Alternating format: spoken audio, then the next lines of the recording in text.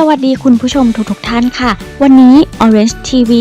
มีเทคนิคในการตรวจสอบร่างกายของคุณว่าตอนนี้ร่างกายของคุณมีโอกาสที่จะเกิดสภาวะขาดวิตามินดีหรือไม่จะมีอะไรบ้างนะคะไปรับชมรับฟังกันเลยค่ะ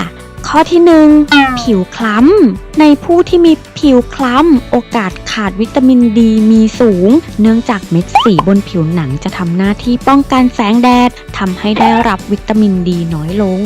ข้อที่2ปวดกระดูกวิตามินดีมีคุณสมบัติช่วยในการถ่ายเทแคลเซียมผสมกับคอลลาเจนเข้าไปในโครงกระดูกหากร่างกายเกิดขาดวิตามินดีจะก่อให้เกิดการถ่ายเทดังกล่าวบกพร่องและเป็นสาเหตุของการปวดกระดูกได้ค่ะข้อที่3อายุที่เพิ่มมากขึ้นเมื่ออายุมากขึ้นการสร้างวิตามินดีในร่างกายจะลดลงทั้งนี้ก็เริ่มตั้งแต่อายุ50 ปีขึ้นไปนะจ๊ะข้อที่4โรคอ้วนวิตามินดีเปรียบเสมือนฮอร์โมนที่ช่วยในการละลายไขมันในร่างกายหากร่างกายของคุณมีน้ำหนักเกินหรือเป็นโรคอ้วนร่างกายจะต้องการวิตามินดีในปริมาณที่มากหรือแม้แต่คนที่มีมวลกล้ามเนื้อสูงก็เช่นเดียวกันยกเว้นคนที่รูปร่างผอมนะคะจะต้องการวิตามินดีเพียงเล็กน้อยเท่านั้นข้อที่5เหงื่อออกที่ศีรษะหากรู้สึกว่ามีเหงื่อออกที่ศีรษะโดยที่อากาศไม่ร้อนนั่นเป็นสาเหตุหนึ่งที่ร่างกายเริ่มขาดวิตามินดีแล้วนะข้อที่6ซึมเศร้า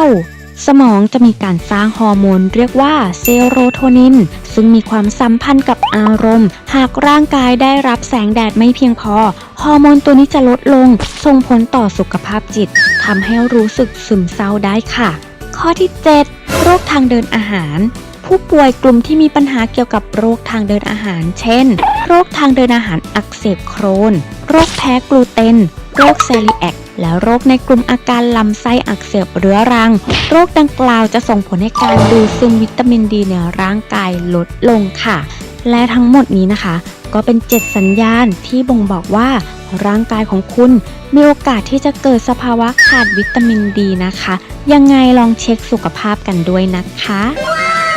สำหรับตัวอย่างกลุ่มอาหารนะคะที่เราสามารถหาทานวิตามินดีได้นะคะก็จะเป็นกลุ่มปลานะคะปลาซาร์ดีนปลาแซลมอนนะคะในไข่แดงก็มีวิตามินดีเหมือนกันนะคะหรือว่าในอาหารบางประเภทนะคะก็จะมีการเติมวิตามินดีลงไปสำหรับวันนี้นะคะ Orange TV ก็ต้องลาไปก่อนอย่าลืมกดติดตามและกดกระดิ่งแจ้งเตือนเพื่อจะได้รับชมคลิปใหม่ๆก่อนใคร